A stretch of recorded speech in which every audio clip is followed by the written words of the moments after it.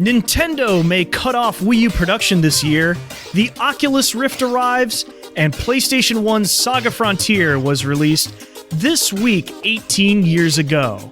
All that plus more today, Wednesday, March 30th, 2016. You're listening to the 1P versus 2P podcast.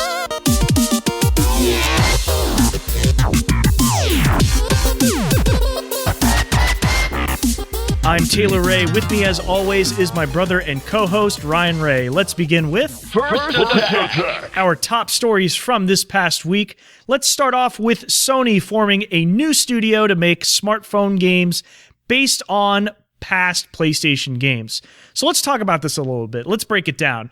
So they've come out and said they're getting serious in a press release about a new company that they've formed. It's called ForwardWorks Corporation. And they've said that they're going to be making apps and mobile device-based games based on PlayStation characters. And they didn't specifically announce which characters they'll be, but it sounds like they're going to make a more concerted effort to bring on brands like Gran Turismo, God of War, Ratchet & Clank, Uncharted, and a lot others to Android and iOS devices.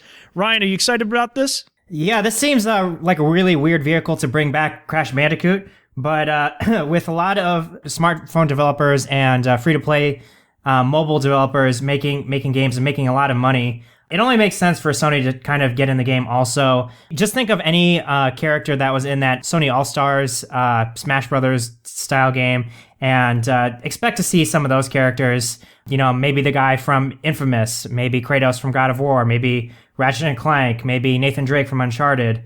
You know, a lot of players are playing games on Androids and iPhones. It seems like, you know, Sony has already kind of has an app presence. The PlayStation app is very good on that service.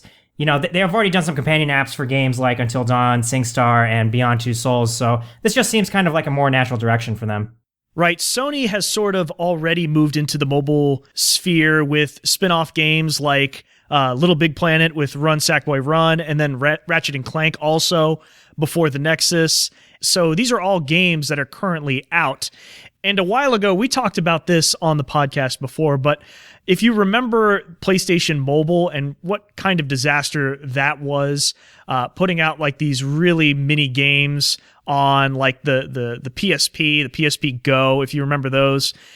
They haven't been successful with this kind of stuff in the past, but I'm excited to see what they're going to be doing with a lot of their very, very popular IPs. Some of the studio's titles, specifically in this press release that they talked about, are announced for Japan and Asia, but there may be an announcement by Sony and this new studio on down the road, so we might be seeing a lot of these mobile games arrive here in the States, just like Nintendo is doing with their DNA partnership. It seems like that's a lot of like untapped money they're trying to take advantage of with their IPs that have laid dormant for a while. Yeah, I would totally expect something like a Crash Bandicoot Endless Runner. I would not be surprised if something like that was put out in the near future. I'll be honest, with the relative death of the Vita and Sony not supporting it very much, this seems like the direction that they're going in. They're making games for phones. The Vita is kind of dead on arrival for Sony, so for them to make money on these old properties, it just makes sense. Right, yeah. Personally, I'd love it if they were to focus their efforts on reviving the Vita instead, because I think it's just such a much more capable platform for gaming. They didn't say they're porting games directly, so I just want to put that out there. They're not going to be re-releasing like PS1 games and stuff that you see like on the Vita right now onto smartphones. That would be just pure emulation, and that's not what this announcement is about at all. All right, Taylor, let's move on to our top headline story. A report this past week from the Japanese financial newspaper, the Nikkei, revealed that Nintendo is going to be halting production of the Wii U and some related accessories this year. The paper also stated that Nintendo will reveal their new console, codenamed NX, sometime this year, which of course we've been talking about on the show for forever. There have been a lot of rumors flying up and down about this thing. We expect to see some news about that at E3.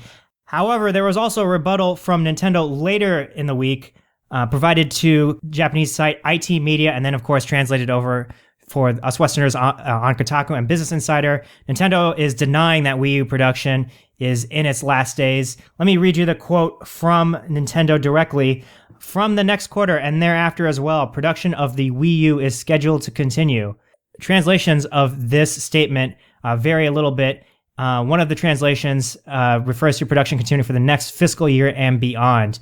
Taylor, what do you think this means for the immediate future of the Wii U? Well, this is a pretty typical corporate speak you would expect from a company like Nintendo trying to appease its shareholders. I mean, the writing's on the wall, right? I mean, Nintendo NX rumors are just flying around, and we'll get into a lot of the stuff that was brought up this past week as well. A lot of fake leaked stuff about it, but analysts are all agreeing that Nintendo is going to be announcing something about the NX extremely soon. They're thinking about E3 this summer, and if not, it's going to be announced at some Nintendo Direct sometime this year. So it's in the immediate near future, and there's nothing that Nintendo is saying here that's not surprising to me. Of course, they would deny a report like that, because if they agreed that, we're admitting to stop production of all these consoles, that means there's going to be a huge dip in sales, because people are going to say, oh, they're going to end producing new games for this thing, and they're going to announce the new launch of the NX. So why even bother shoveling out money for this? I mean, can there be any other explanation for this? Probably not. And to be honest with you, we don't have a lot to look forward to on the Wii U. I mean, of course, Star Fox Zero coming out this summer, and the as yet untitled Zelda Wii U game that now seemingly looks like it's going to pretty much a done deal as a crossover game. Which, of course, when we say that, that means that there will be probably a Wii U version and an NX version of that game, much like there was for Twilight Princess on the GameCube and the Wii back in the day. I really enjoy my Wii U. I think there are some very memorable games that came out, but as far as Nintendo consoles are concerned, it didn't have a very long timeline. I'd probably say my favorite games include Super Mario 3D World, the new Mario Kart 8, Bayonetta 2, the new Smash Brothers, Xenoblade Chronicles X, and that's pretty much about it. Of course, there's also Paper Mario Color Splash coming out later this year. The Wii U is something that Nintendo really struggled to come up with a great idea after the hot success of the Wii. And for a long time, Nintendo Land was really the coolest thing on the console. Really failed to capture the imagination and simple controls that the Wii really represented in that generation. Yeah, I totally agree with that notion, but I would also add Splatoon and Hyrule Legends to that list. But if you actually take a step back and review all the games that we mentioned, the majority of those are first-party titles, so it's not like Nintendo is sitting on a bunch of dormant IPs. Those are largely successful and extremely popular characters, and they've spun this off into new marketing with their Amiibo. And as we know, this whole past year with the Amiibo sales and the craze going over those Toys to Life stuff, I mean, it's just insane. Like, Nintendo knows that they're sitting on a pile of money when it comes to their IPs, their intellectual properties. But they have strong branding on that end, but then can't seem to translate that over to the hardware side. It's been a while since they've been dominant in a generation. The Wii sold like gangbusters. The GameCube was a bit of a disappointment. The N64 was largely successful for them. And they have this extremely strong tradition of supporting their hardware, I would say, minus their accessories that they abandoned way too quickly. But beyond that, the core games, the first-party games that they develop and produce in-house have really carried a lot of their consoles in the past. And it's just shocking that the Wii U just didn't strike a chord with a lot of the hardcore audience out there, really. So the Nintendo NX, let's move on to that discussion, because a lot of leaked fake photos out there about the new controller. So initially, the internet was freaking out because it was reported by several outlets. I believe it originated on a NeoGAF post and then circulated around Reddit as well. And it turned viral about the NX controller. And if you look at the previous patent applications that Nintendo has applied for with the U.S. Patent and Trademark Office. If I can describe it to you, it's like this almost oblong, like oval-shaped controller that you almost grip, kind of like a PlayStation Vita, but it's more like a surfboard shape. But in these leaked images, and there was more than one, so a lot of people speculated, oh, this might be actual dev kit controllers. There are these like surfboard controllers with 2 tactile joysticks, but the rest was a flat mirrored surface. And it seemed legitimate because they had these labels that said, confidential and like dev kit number whatever. The discussion just boiled down to like these conspiracy theorists like trying to debunk like the images that were appearing on the mirrored surface. Some people were going on to like look at and compare the tree that appeared in one of the photos. It was just absolutely absurd the way people were breaking those images down. But it turned out that the Photoshoppers fessed up. They talked to a lot of outlets about this, and it turns out those aren't the controllers at all. When Nintendo was pressed about this, I believe from Kotaku, they actually said, we have no comment to make at this time. They probably have something lined up in the very near future to comment on.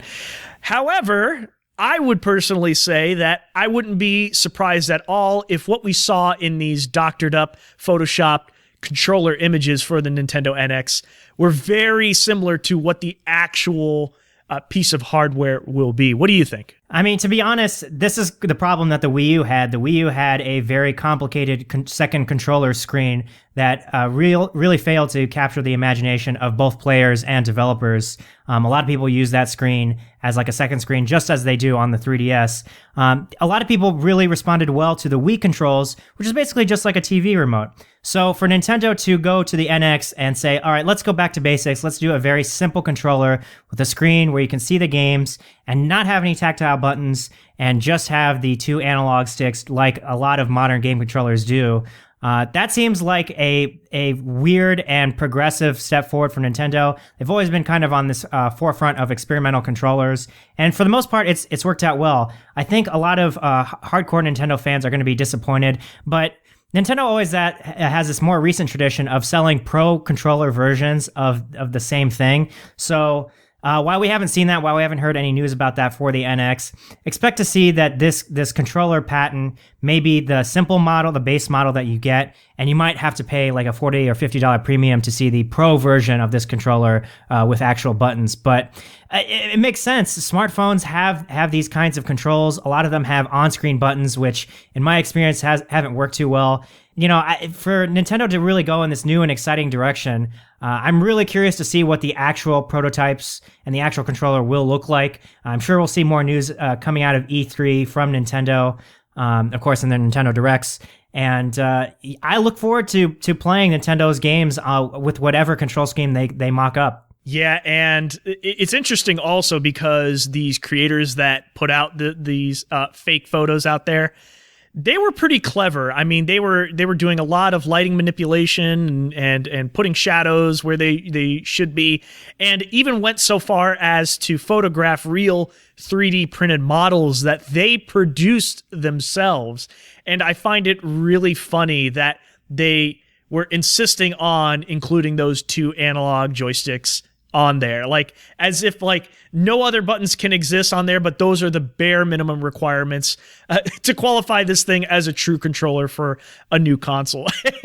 and if it comes down to that, okay, well let's see how it works. But I don't really enjoy playing a lot of mobile games on smartphones because like the one-to-one movement with your left thumb on a joystick and then tapping buttons, you need that tactile response. You need that feedback.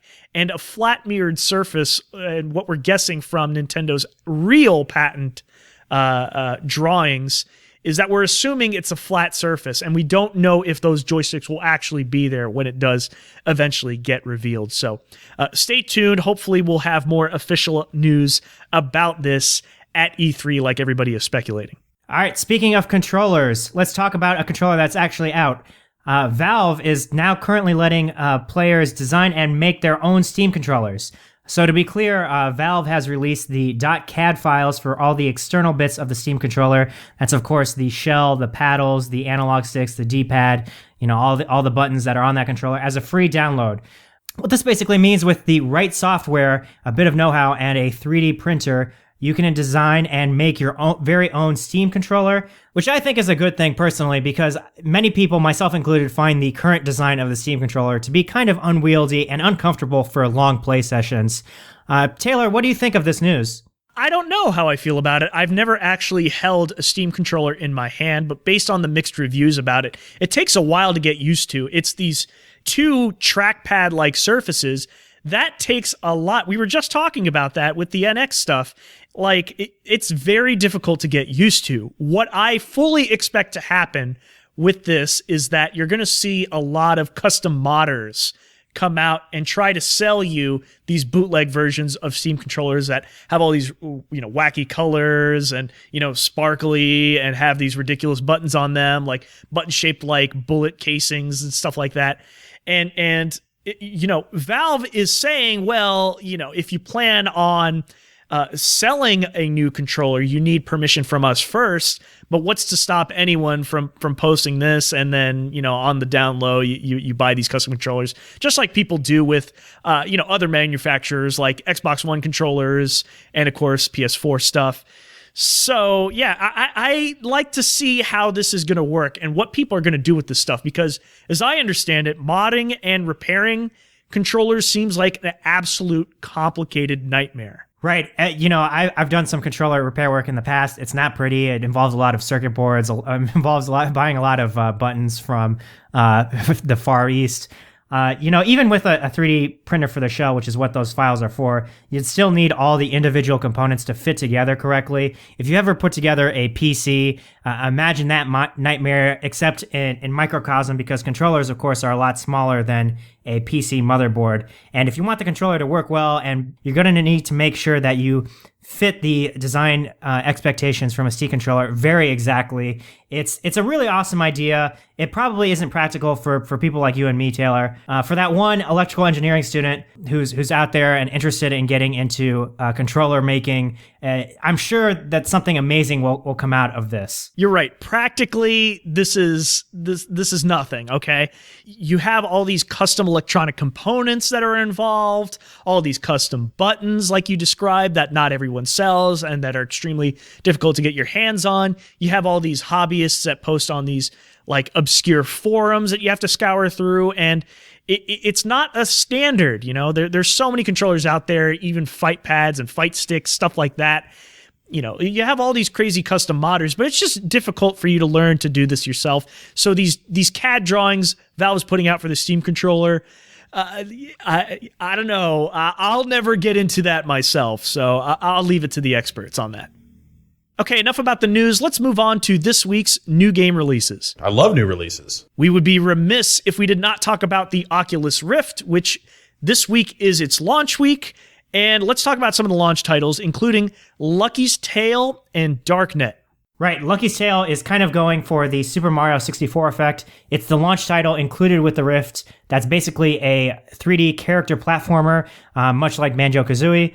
It seems apt that a console like the Oculus Rift launches with a game like this, but according to early reviews, the game seems kind of short, just around 5 hours to complete, which, if you remember Super Mario 64 and Banjo-Kazooie, those games tend to kind of turn into collectathons, and 5 hours is very short for that style of game. Right. If you look at some of the gameplay footage of this game, think like Banjo-Kazooie style, very cutesy platformer. It just looks like any other game, and it could have been released on other platforms, even outside of VR.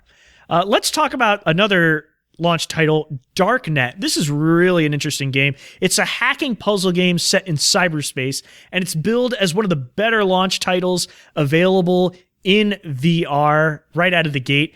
It's also available on Gear VR, so if you have that, it's a lower barrier to entry, because that is much cheaper than the Oculus Rift offering. So you should look up some gameplay footage on this game. It seems like a really, really cool concept. Right, it's you kind of move node to node, you buy nodes. It's kind of has some strategy elements to it. Seems very cool.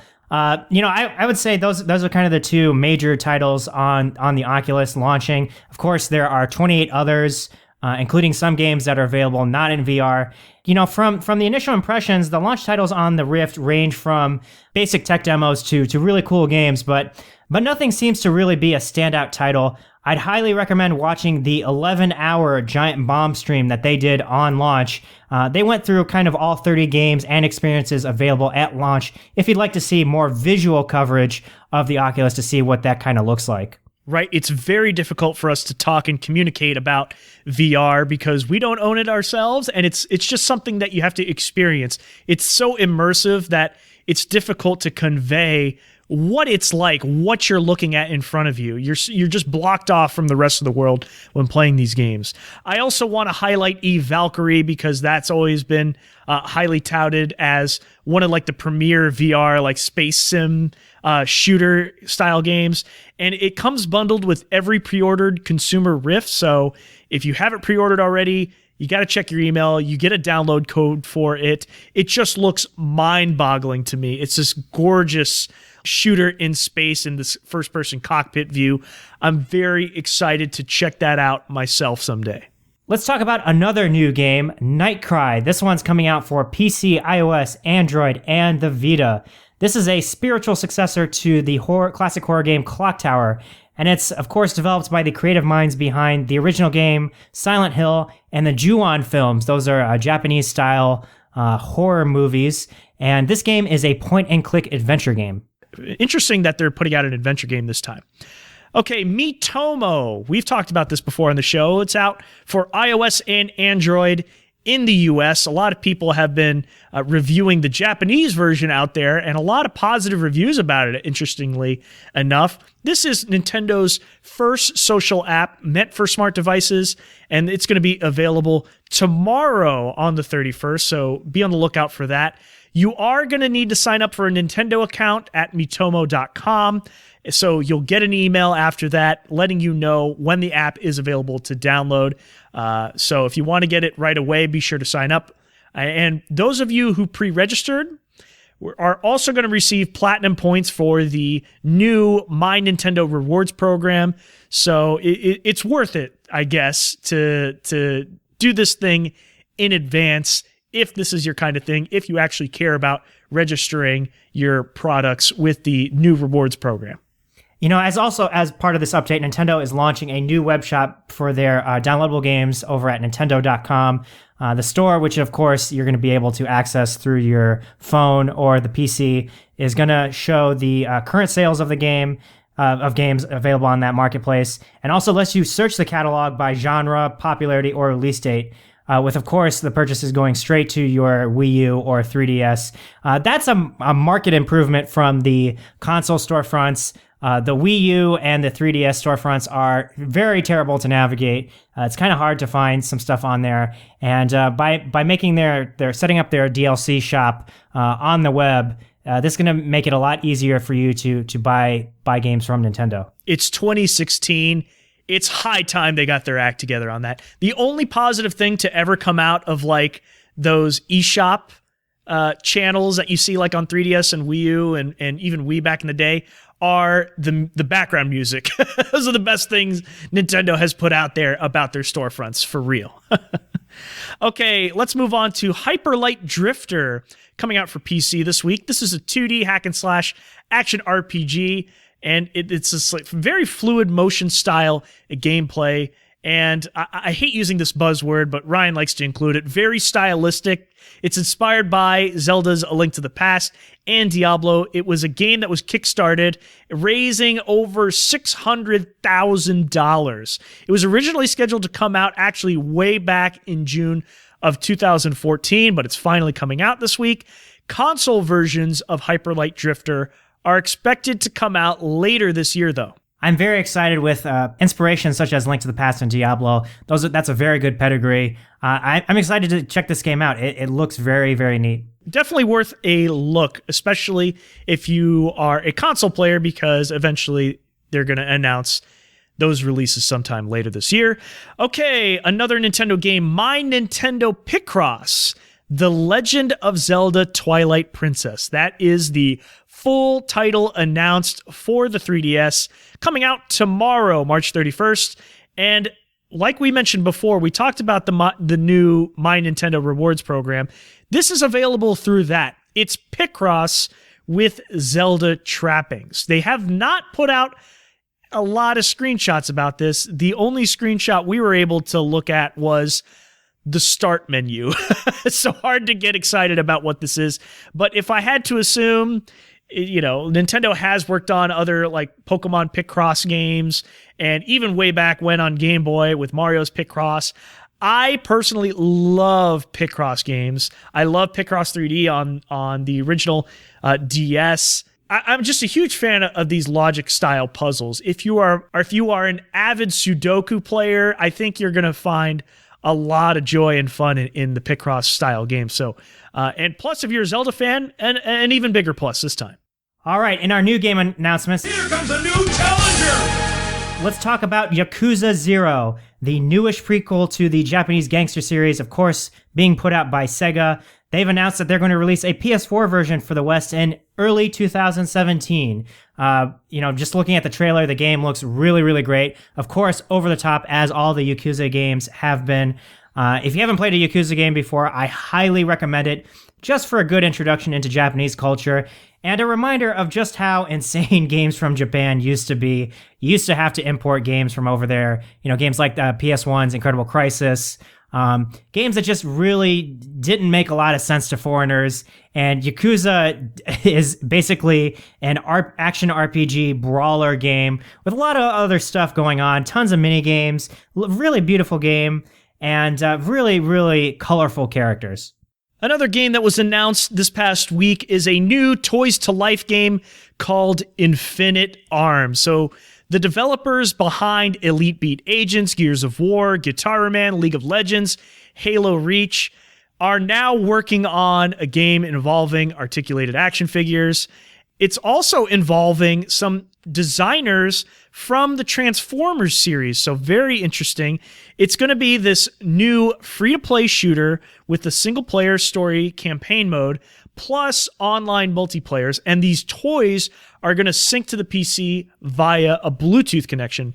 The figures look pretty robotic and mythical compared to other Toys to Life games like the Lego Dimensions and Skylanders, of course.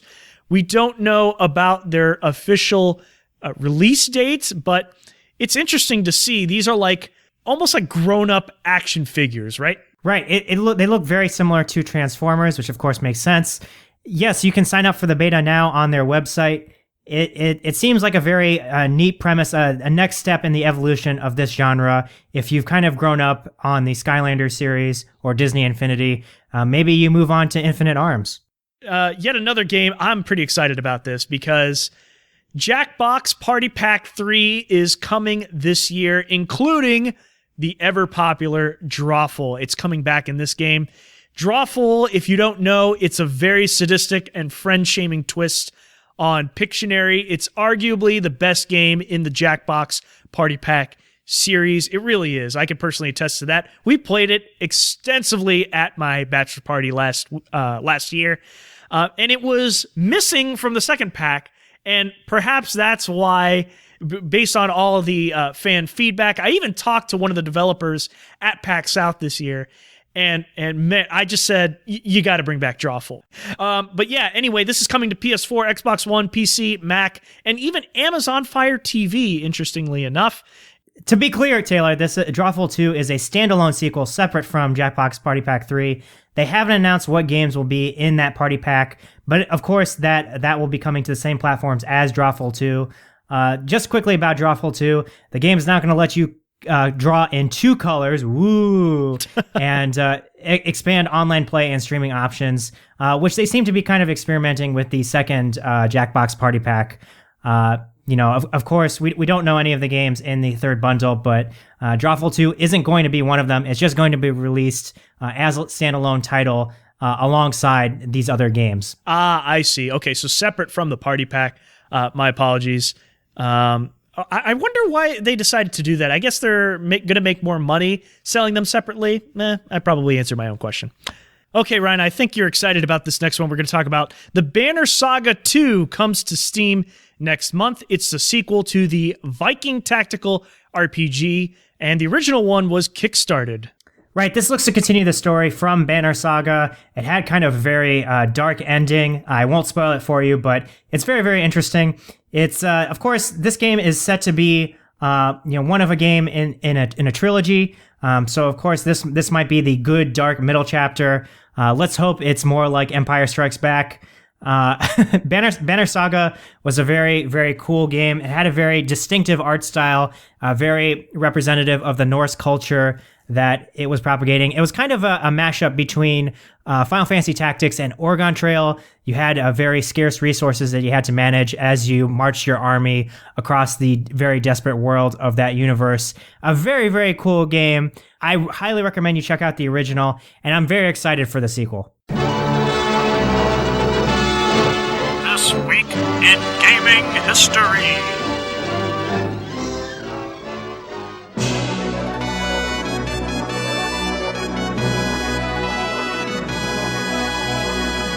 This week in gaming history, let's talk about one of the classic PlayStation 1 Squaresoft JRPGs. It's SaGa Frontier, and depending on your source, it was either released March 25th or March 31st. Either way, it came out 18 years ago, and it was released originally in 1998. So this is a cult classic RPG. It tells the story of 7 different characters, and this is actually the 7th SaGa game released in the series, but a lot of them didn't arrive here in the West, and that's why this one was a bit of a revered cult hit for the PlayStation 1. So, like the Suikoden series, this game has a lot of playable characters and a ton of party members to recruit, and a lot of those characters overlap between those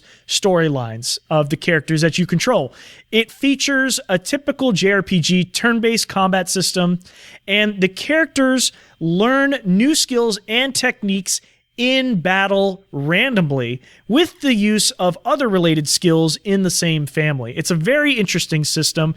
Ryan, why don't you read some of the ones that we actually had to come up with before we started recording the show? They're awesome names.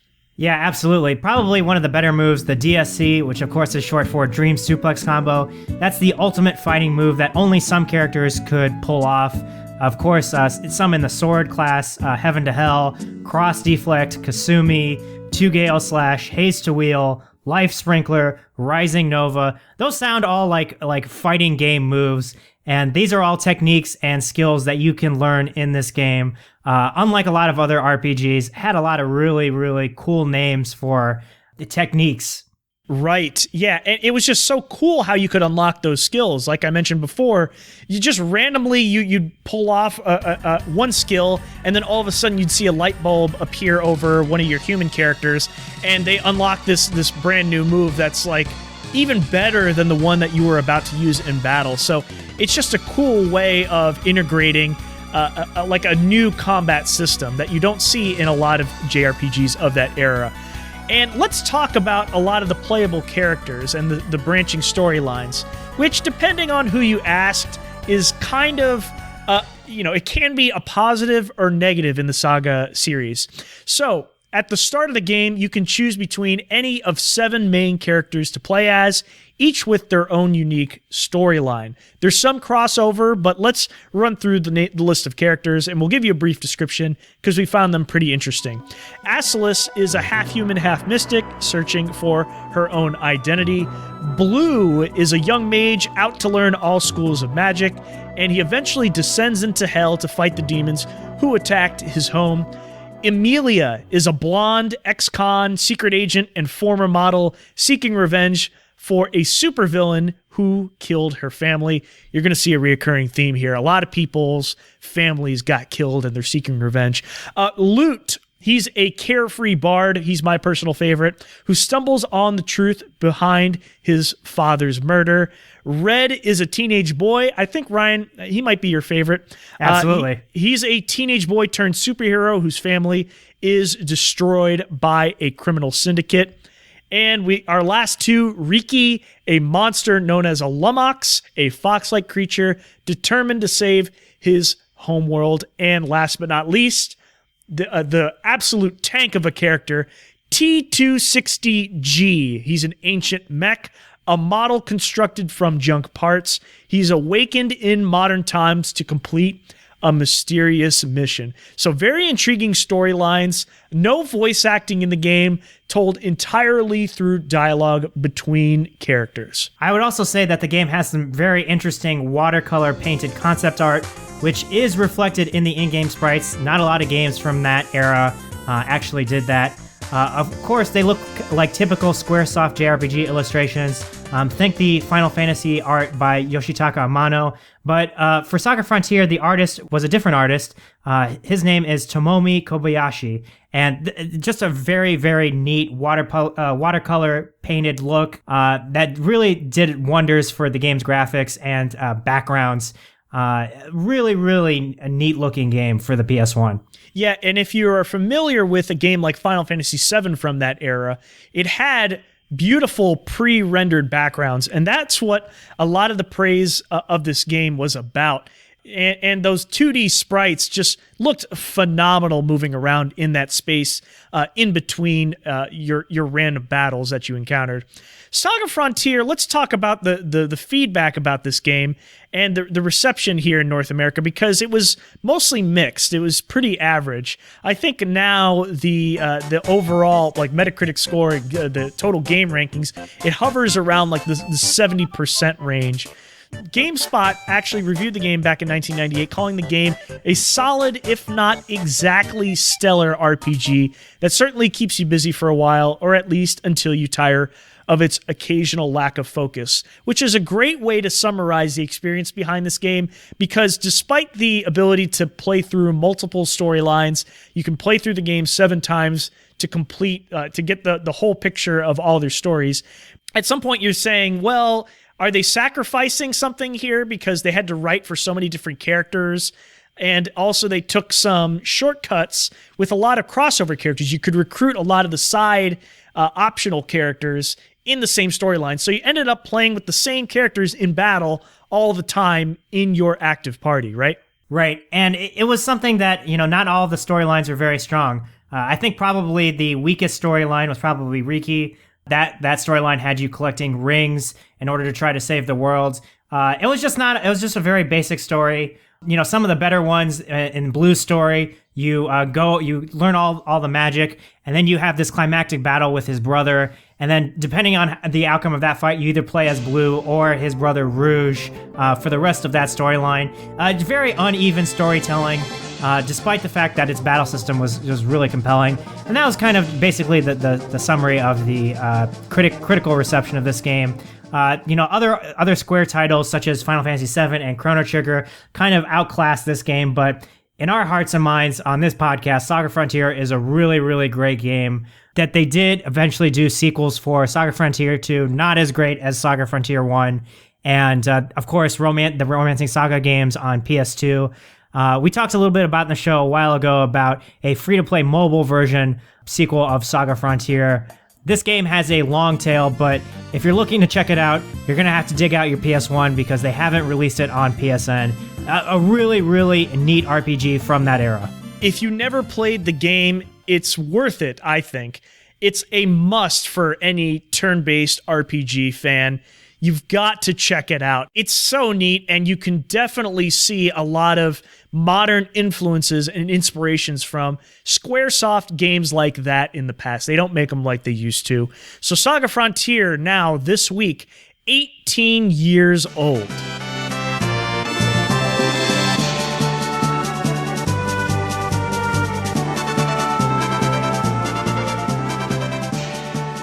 All right, we're at the finish. Ryan, let's go to the bonus stage. Yeah, let's do it.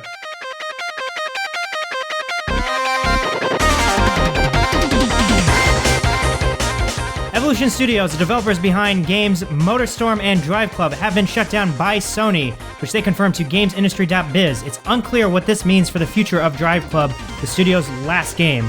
Drive Club, of course, has still been regularly updated with new content, and the studio was working on a VR version. Racing games are dead. Look at this. Look at Project Cars, look at Need for Speed, Gran Turismo. How many years is it going to take before we get a decent one of these? Harmonix has added a new reward tier in an effort to raise more money for its ongoing crowdfunding campaign for a PC port of Rock Band 4. The collector's level main appeal is that it comes with the entire current library of DLC for all of Rock Band, but it's going to cost you $2,500 on Fig. You know, at $2 a piece for each Rock Band song, this is probably going to be an actual deal. However, we should probably expect to see people pirate music into the game for the PC version. Your average Rock Band fan just doesn't have $2,500 sitting around. The canceled but nearly finished SNES prototype game featuring Bill Clinton's Socks the Cat may finally get released after so many years. An investor not only found a functioning prototype of the game, but also acquired the trademark for Socks the Cat and plans to release the game after a Kickstarter campaign if it gets funded, of course. Will this game play a part in Hillary Clinton's presidential campaign? Where's the game from Obama's dog, Bo? Why are we making games for presidential animals? Does anybody still have a Super Nintendo? All super valid questions. That's it. If you liked our show, please let us know. Subscribe, rate, and review us on iTunes and Stitcher. It would be a huge help. It just takes a couple minutes. Please let us know what you think. All of our episodes can also be heard on our site, which is 1pvs2p.com. You can also subscribe by searching for our show with your favorite podcast app or by using our site's handy-dandy RSS feed. All of our sources for this week's stories have been posted at the link in the show notes. Like our Facebook page at facebook.com/1pvs2p or follow us on Twitter at 1pvs2p_podcast. As always, we want to thank Phonetic Hero for the use of his songs for our show, Coffee Stomp, and Super Manly Brothers X. Both of those are part of the compilation project Chiptunes = Win. All right, thanks for listening, everybody. We'll see you next week.